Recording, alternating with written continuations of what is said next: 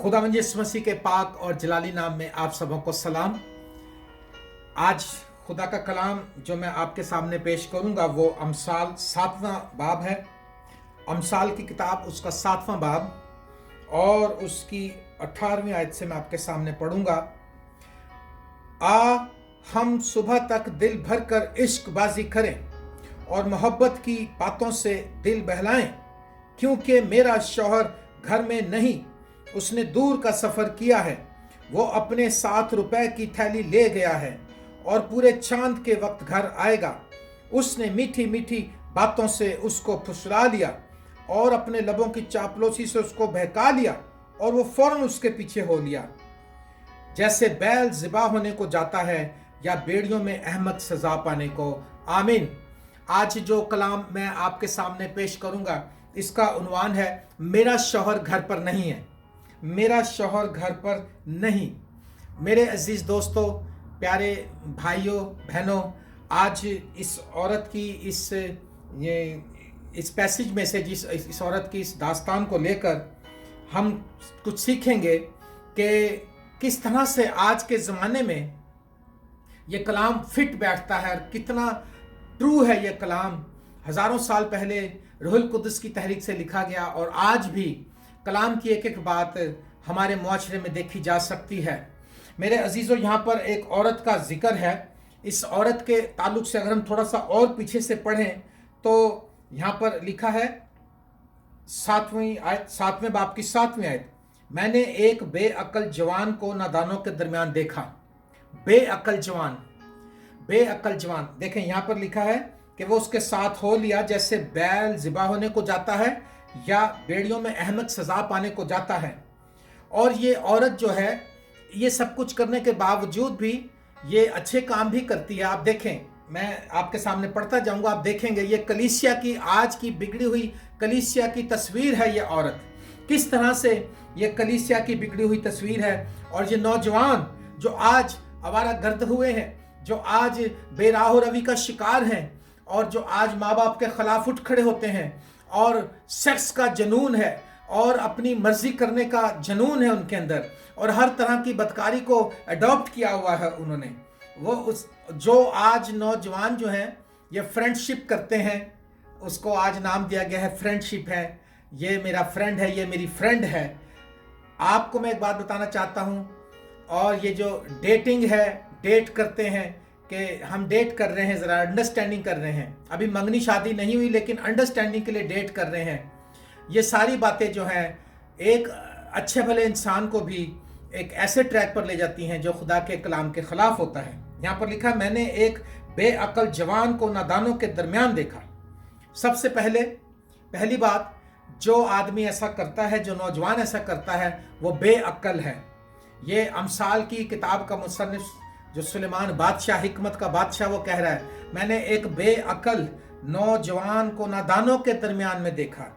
यानी नौजवानों के दरमियान वो मुझे नजर आया कि उस औरत के घर के पास गली के मोड़ से जा रहा है और उसने उसके घर का रास्ता लिया और वो नौजवान है, वो बेअक्ल है जिनकी अक्ल मारी गई है, जो बेवकूफ़ हैं, वो ऐसा कर रहे हैं, जो अपनी जान का नुकसान उठाना चाहते हैं, जो अपनी जान को दुख देना चाहते हैं, जो खुदा के साथ, खुदा की हजूरी में रहने की बजाय इब्लीस के साथ चलना चाहते हैं। वो खुदा का गजब कमाएंगे, खुदा का गजब है उन पर। लिखा, मुसीबत शरीर उत्ते रहंदी सदा। जब ये शख्स नौजवान जो है, लिखा बेअक्ल नौजवान उस औरत के घर के पास गली के मोड़ से जा रहा है और उसने उसके घर का रास्ता लिया और देखो वहां उसे एक औरत आ मिली जो दिल की चालाक और कस्बी का लिबास पहने थी। जो दिल की चालाक, एक ऐसी औरत उसे मिली जो दिल की चालाक और कस्बी का लिबास पहने हुए थी।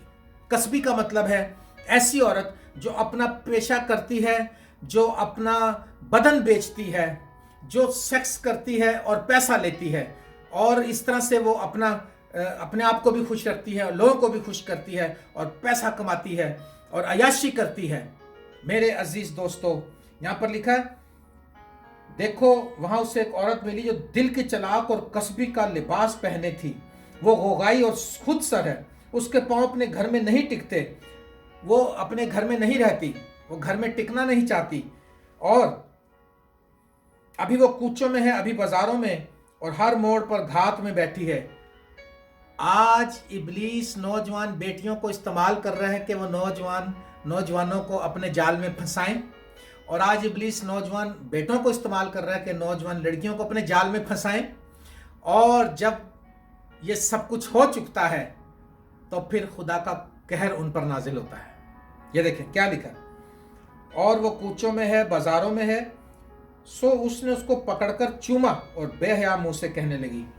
ये जो औरत है इसके बारे में लिखा बेहया मुंह से कहने लगी, वो जो कसबी है, और कहने लगी सलामती की कुर्बानी के ज़िबिये मुझ पर फर्ज थे, आज मैंने अपनी नजरें अदा की हैं, इसीलिए मैं तेरे दीदार को निकली हूं, इसलिए मैं तेरे दीदार को निकली हूं कि किसी तरह से तेरा दीदार हासिल करूं। सो तू मुझे मिल गया, और मैंने अपने पलंग पर कामदार गलीचे मिस्र के सूत की धारीदार कपड़े बिछाए हैं।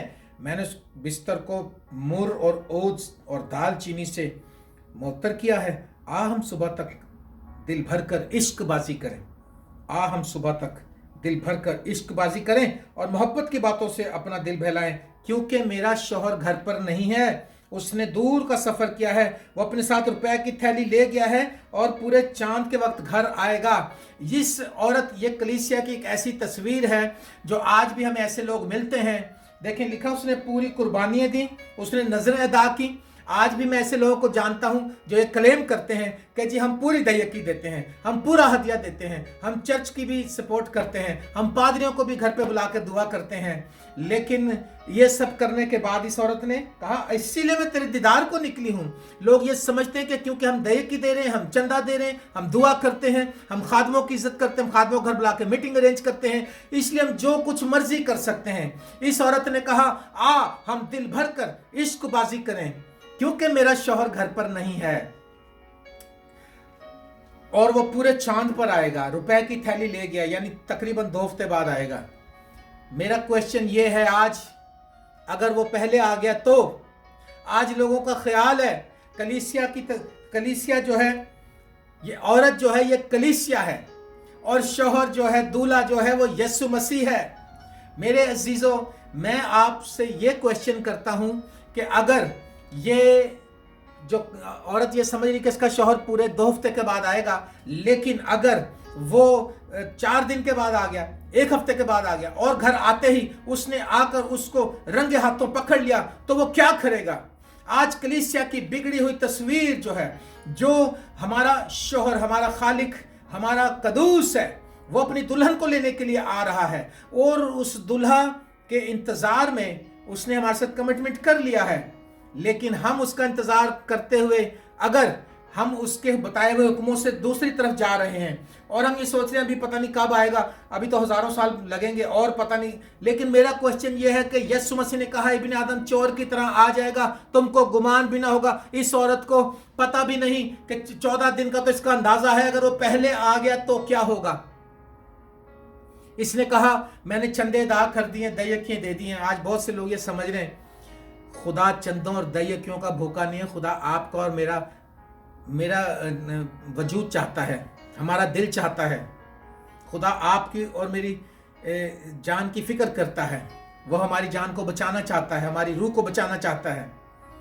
आज कलीसिया की बिगड़ी हुई तस्वीर, ये औरत, आज ये जो नौजवान है, ये भी दुल्हन में ही आता है। दुल्हन जो है उसकी कलीसिया है।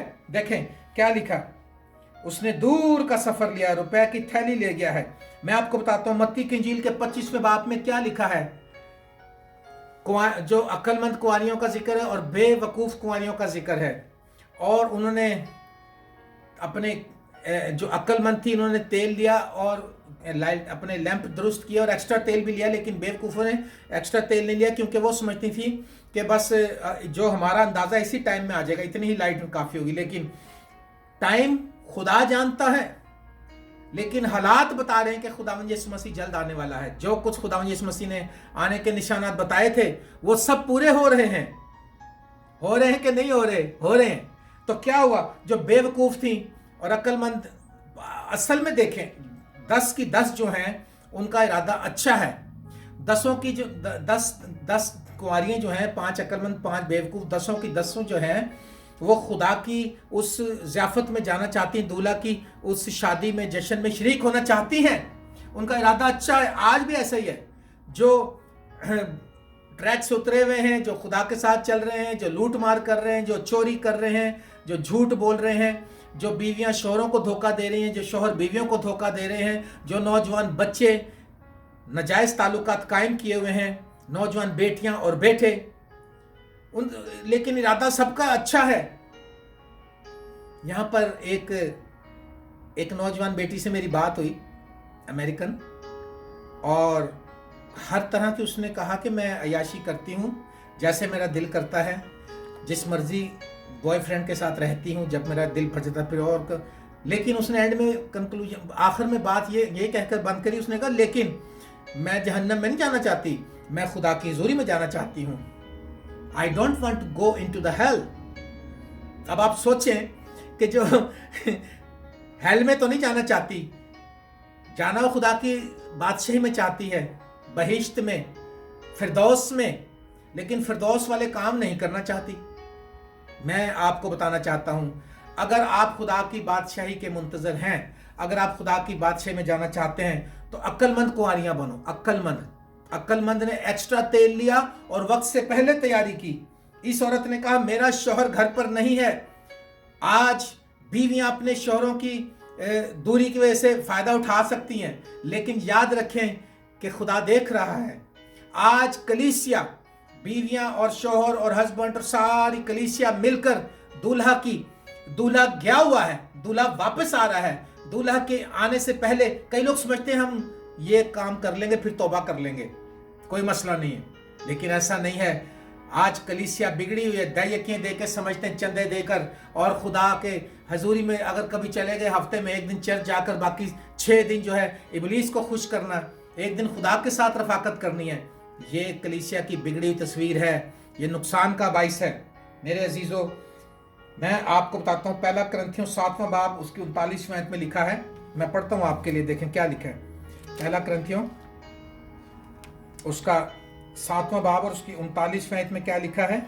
यहाँ पर लिखा है, जब तक कि औरत का शौहर जीता है वो उसकी पाबंद है, पर जब उसका शौहर मर जाए तो जिससे चाहे ब्याह कर सकती है, मगर सिर्फ खुदावंद में।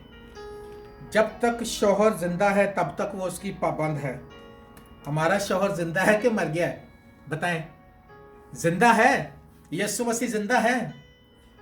तो अगर तो यीशु मर गया है तो फिर आप किसी और के हो सकते हैं, लेकिन अगर यीशु जिंदा है, ये लिखा है वो अब्दुल अबाद जिंदा रहेगा। उसने कहा मौत और आल मेरवा की कुंजियां मेरे पास हैं, मैं अल्फा और ओमेगा हूं, मैं क़यामत और जिंदगी हूं। ओ, अब वो मरने का नहीं, अब अब्दुल अबाद जिंदा रहेगा, अब्दुल अबाद जिंदा रहेगा। तो हम भी तो, हमें उसके साथ वफादार रहने की जरूरत है। अगर तो यीशु मर गया तो फिर आप बेगाने देवताओं के पास जाओ, जादूगरों के पास जाओ, फूके मारने वालों के पास जाओ, तवीज़ गंडे वालों के पास जाओ, और दूसरी दुनिया में हजारों ही देवी देवता हैं, उनके पास जाओ, कितने ही माबूद हैं। लेकिन अगर हमारा यीशु जिंदा है तो कलाम में लिखा है, जब तक औरत का शौहर जिंदा है वो उसकी पाबंद है। हम पाबंद हैं जब तक हम जिंदा हैं इस जमीन पर, और जब हम यहाँ से अगर हम उसके साथ वफादार रहेंगे, अगर हम उसकी आसमान पे जाने के बाद और वापस आने तक उसके वफादार रहें, उसके साथ बेवफाई ना करें, तो फिर वो हमें एक दिन आएगा और अपने साथ उठा कर ले जाएगा बादलों पे। हालेलुया। एक दिन आएगा वो हमें अपने साथ ले जाएगा। Praise the Lord. मुकाशफा की किताब में आपके सामने पढ़ना चाहता हूँ, 9वां बाब जो है, मुकाशफा 19वां बाब। देखें यहाँ पर क्या लिखा है। मुकाशफा की किताब उसका 19वां बाब लिखा है, 19वां बाब 7वें आयत से मैं पढ़ूंगा। आओ हम खुशी करें और नहायत शादमान हों और उसकी तमजीद करें, इसलिए कि बर्रे की शादी आ पहुंची और उसकी बीवी ने अपने आप को तैयार कर लिया है। क्या बर्रे की बीवी ने अपने आप को तैयार कर लिया है? क्या लिखा आगे?